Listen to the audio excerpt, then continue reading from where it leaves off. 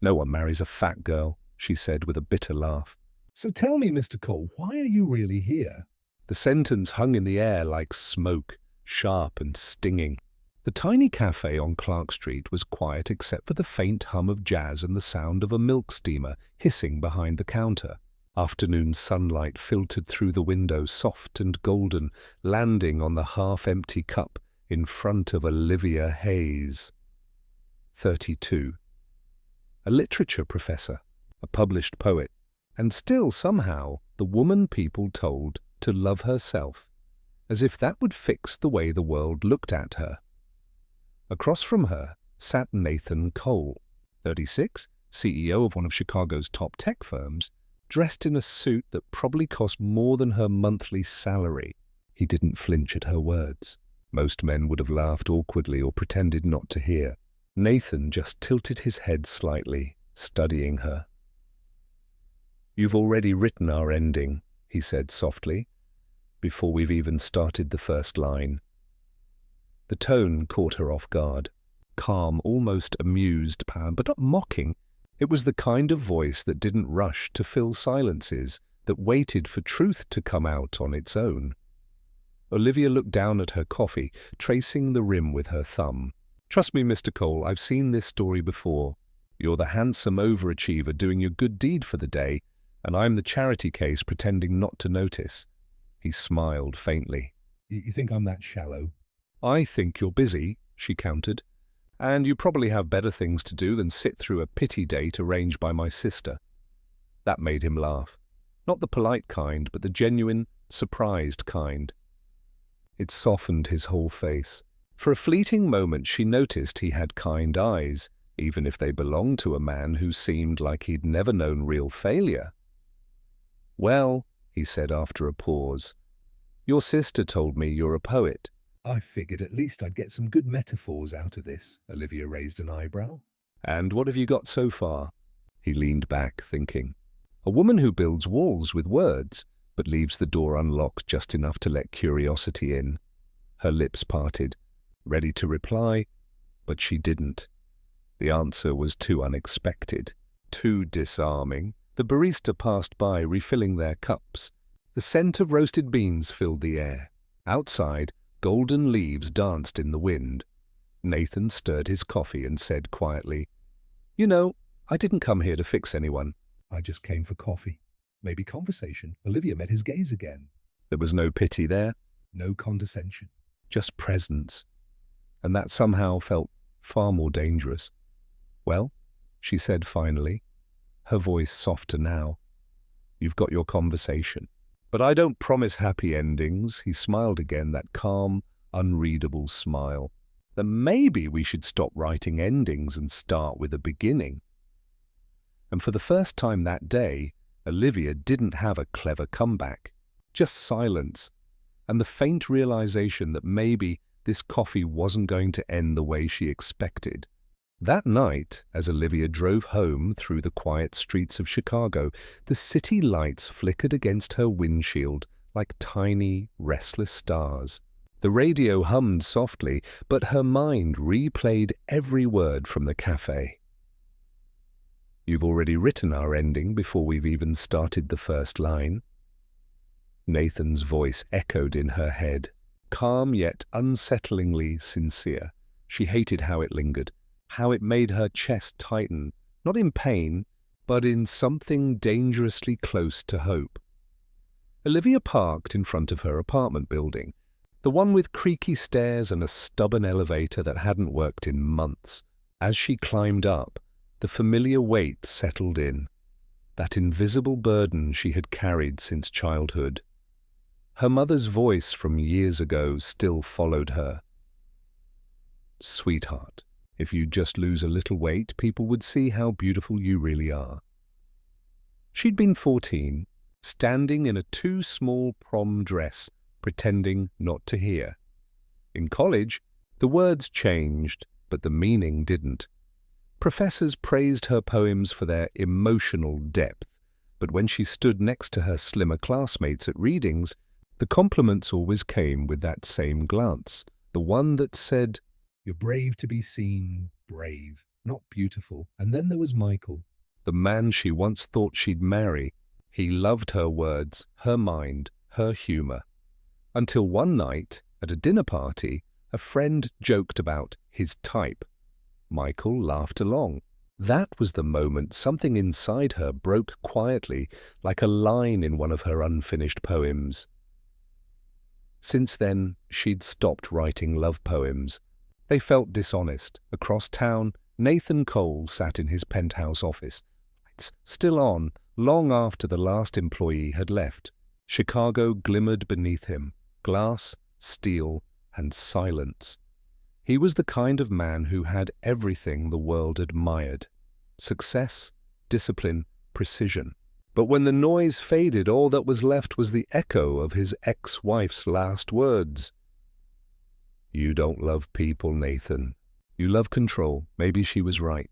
He'd spent years managing emotions like spreadsheets. Neat, contained, efficient. It was easier that way. Emotions got messy. People left. He picked up the photo frame still sitting on his desk. A picture from 5 years ago before everything went cold. He stared at it for a moment, then turned it face down. For all his logic, something about Olivia had cut through him like light through fog. She was nothing like the women he'd known. No rehearsed smiles, no polished lines. She said what she meant, even when it hurt. Especially when it hurt, and that was dangerous. Nathan leaned back, exhaling slowly. For the first time in a long while, he didn't feel certain of himself. He didn't even know if he wanted to. Somewhere in the distance, a train horn echoed through the night. Long, low, and lonely. Both of them, the professor and the CEO, lay awake in separate corners of the same city, staring into the dark, wondering why a stranger's words still refused to leave their minds. It had been 10 days since the coffee date, long enough for Olivia to convince herself it meant nothing, just another social experiment gone wrong. She returned to her usual rhythm, teaching classes, grading essays, pretending she didn't glance at her phone between lectures. Still, some nights when she passed by that cafe, she caught herself looking through the window, half expecting to see him there. She never did.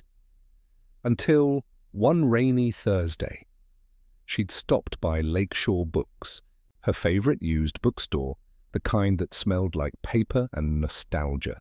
Her hair was damp, her coat half-zipped, and she was juggling too many poetry collections when a familiar voice came from behind her. "Still reading Sylvia Plath when you're sad, huh?" Olivia froze, the book slipping slightly from her hand. Turning around, she saw him, Nathan Cole, minus the suit, wearing jeans and a grey sweater that made him look almost "Human. I'm not sad," she said quickly. "Just revisiting an old friend." He smiled, eyes soft. Then I guess I'm not the only one revisiting something. Before she could answer, the store lights flickered from the storm outside. The rain drummed harder against the glass, trapping them in the narrow aisles between old shelves. They ended up at the small reading corner near the window, 2 mugs of coffee steaming between them. The atmosphere was quieter this time. No defenses, no walls, just rain and breath. "So," he said, stirring his drink, "how many bad dates since me?" "None," she replied. "I decided I'm taking a sabbatical from disappointment." He chuckled, setting his cup down. "That's one way to say you gave up." She narrowed her eyes.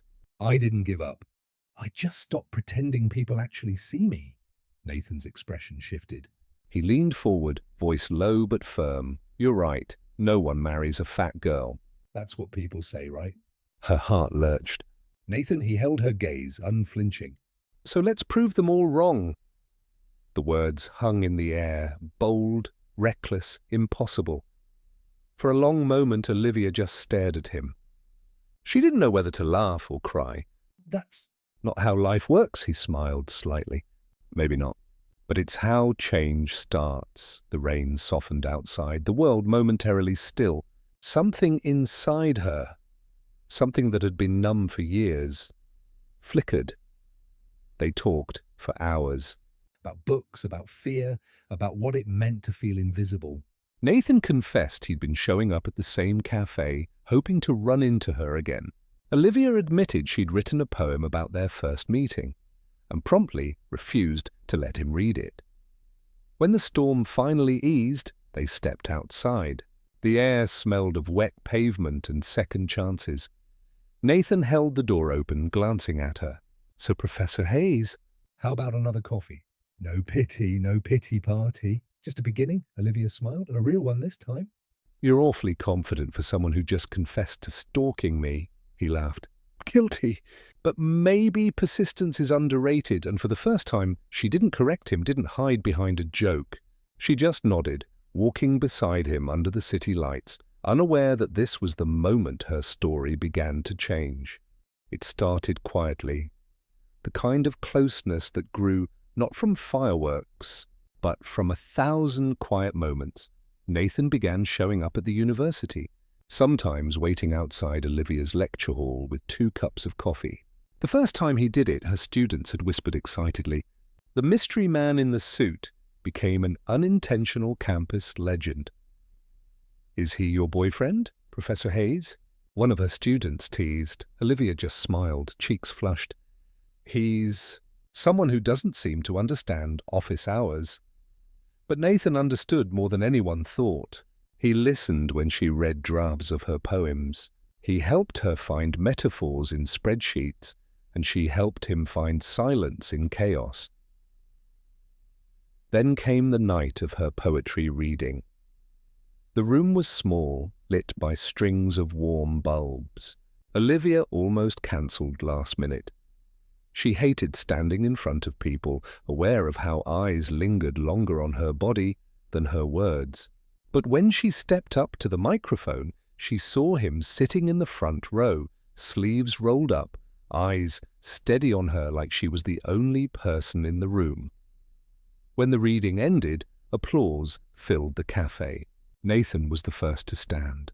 He didn't say much, just handed her a flower and whispered, "You make words feel like home." She laughed, half in disbelief, half in gratitude. A week later, Olivia found herself at his company headquarters, a sleek glass tower overlooking the city. He'd invited her to lunch, promising it would be casual.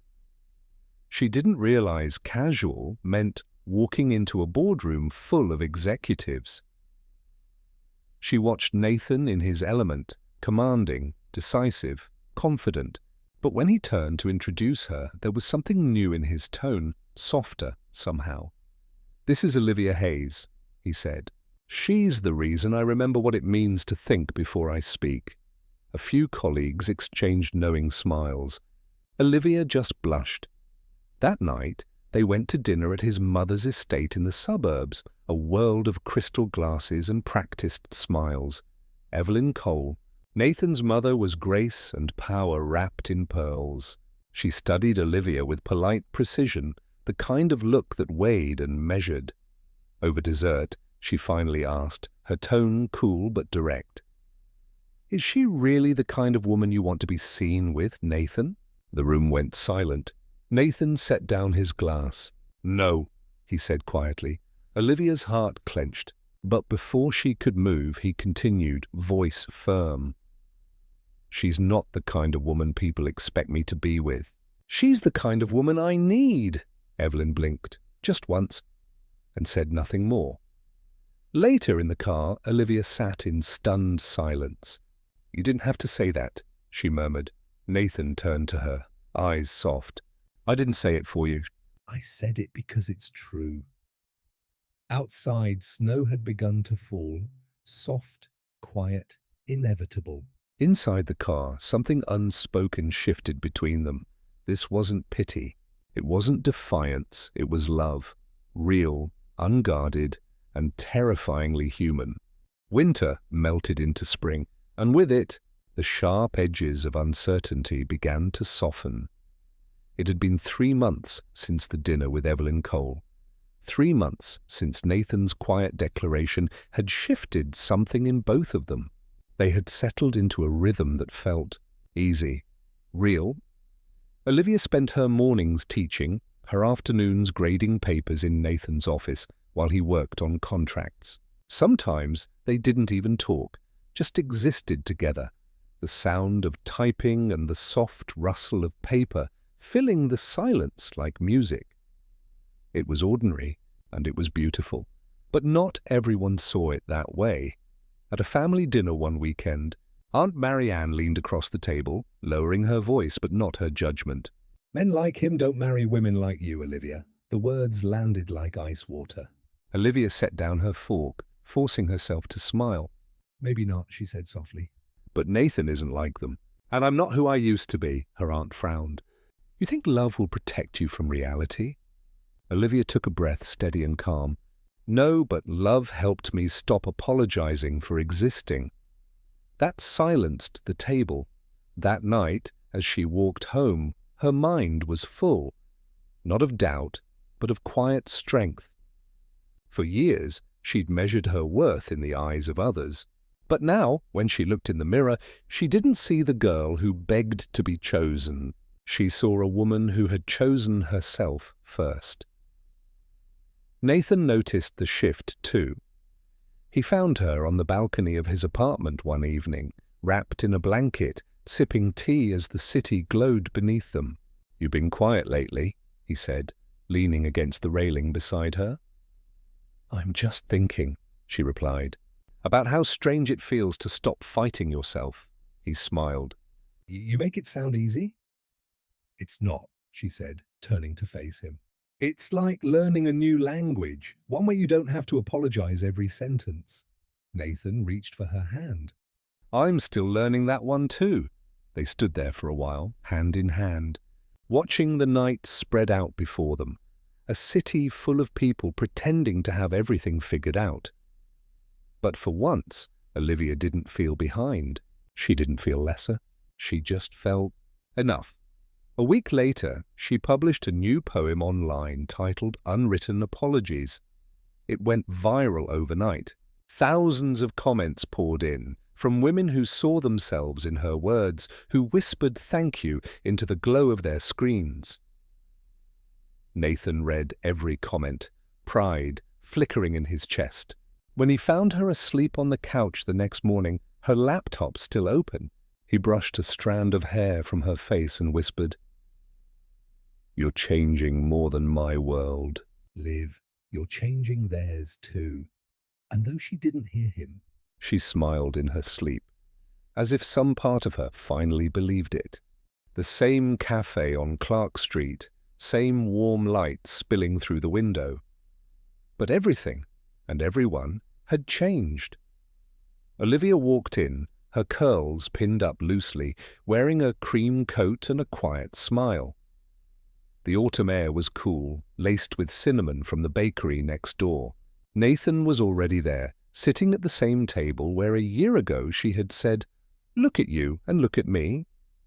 Only now, when she looked at him, she didn't see the untouchable CEO. She saw the man who stayed when she pushed him away, who listened when she doubted herself, who loved her without trying to fix her. He stood when he saw her. "Hey," he said softly. "Hey," she echoed, smiling. "You called it coffee, but this feels suspiciously like something else." Nathan chuckled, running a hand through his hair, a nervous habit she had grown to love. "You know me too well." The waitress brought their drinks. Neither of them touched the cups. Nathan reached into his briefcase and placed a small, worn leather notebook on the table. Olivia frowned, curious. "What's this?" He hesitated, then pushed it toward her. "Something I've been writing since that first night." She opened it, expecting notes or sketches. But it was filled with pages of his handwriting. Small, deliberate, intimate. She read the first lines aloud. Day 1. She walked in like she'd already decided how our story ends. I hope I get to rewrite it. Her breath caught. She turned the pages. Little moments recorded like poetry. She laughed at her own joke today. The world stopped for a second. She doesn't see it yet, but she's teaching me how to be human again. If courage had a face, it would look like hers. By the time she reached the last page, tears blurred her vision. There, in his careful handwriting, was one final line. "Will you continue this story with me? Forever?" Olivia looked up. Nathan had moved to one knee beside her chair, a simple ring in his hand. Nothing flashy, just a delicate band that seemed to fit her perfectly. She laughed through the tears. "You actually wrote a proposal in your journal?" He grinned. "Well, words are kind of your thing. I thought it should be ours." She covered her mouth, shaking her head as emotion broke through her composure. "Nathan." He took her hand. "You once said no one marries a fat girl. You were wrong." "Because I'm asking one to be my wife." The cafe went silent. Even the barista stopped mid-pour. Olivia's shoulders trembled. "Yes," she whispered. 1,000 times yes." Applause broke out from the nearby tables. The waitress sniffed, wiping her eyes with a napkin. Nathan slipped the ring onto her finger, then pressed his forehead against hers. "You changed my world, Liv. I can't imagine writing another line without you in it." Olivia smiled through the blur of happy tears. "Then let's make the next chapter our best one yet." Outside, the first snow of the season began to fall. Soft, quiet, and full of promise. The chapel was small, sunlight streaming through stained glass, painting the pews in soft amber and rose. The air smelled faintly of lavender and old books. Because, of course, Olivia had insisted on getting married in a converted library. Nathan stood at the front, wearing a simple navy suit, his tie slightly crooked, courtesy of Harper, his best man, who'd done it on purpose, for luck. When the doors opened, the room fell silent. Olivia stepped in, her white gown flowing like mist. Not tight, not hiding, but embracing every curve with quiet pride. Her curls framed her face, her eyes glowed with calm confidence. She wasn't the woman who once said no one would marry a girl like her. She was proof that love, real love, didn't require permission. Nathan's breath caught. He whispered to himself, "God, she's beautiful." When she reached him, he took her hand and pressed it to his chest, right where his heart was beating too fast. The officiant smiled. "You may exchange vows." Nathan cleared his throat, looking into her eyes. Olivia Hayes. "The day I met you, you told me how our story would end." "You were wrong." His voice softened. "Because I choose you, exactly as you are, every single day. Not because I want to change you, but because you changed me." Olivia's eyes shimmered. She took a slow breath and smiled. Nathan Cole? "You once told me I'd already written our ending before we began." "You were right. But I never imagined the ending would look like this." She laughed softly. "You taught me that being loved isn't about being smaller, quieter, or less. It's about being seen, fully, and still being chosen." The crowd sighed, moved. The officiant nodded gently. "By the power vested in me." You may kiss your bride. Nathan didn't wait for another word. He leaned in, kissed her. Slow, deep, unhurried. The kind of kiss that said home. Applause erupted. Chloe, Olivia's sister, was crying loudly in the second row. Harper handed her a tissue. "Told you he wasn't a robot." Later, at the small reception held under fairy lights in the courtyard, Olivia stood before a microphone. In her hands was a freshly printed book, a poetry collection titled Proving Them Wrong. Her voice trembled slightly as she read the dedication. "For Nathan, who saw me when I couldn't see myself." The guests fell quiet. Nathan looked at her with the kind of pride that didn't need words. When the music began, he walked up, extended his hand. "May I have this dance, Mrs. Cole?" She grinned. "You may, Mr. Cole." They danced slowly under the golden lights, surrounded by laughter and soft applause. Every step, every look, every heartbeat felt like closure. and a beginning. As the night deepened, Olivia rested her head on his shoulder. You know, she murmured, we actually did prove them wrong.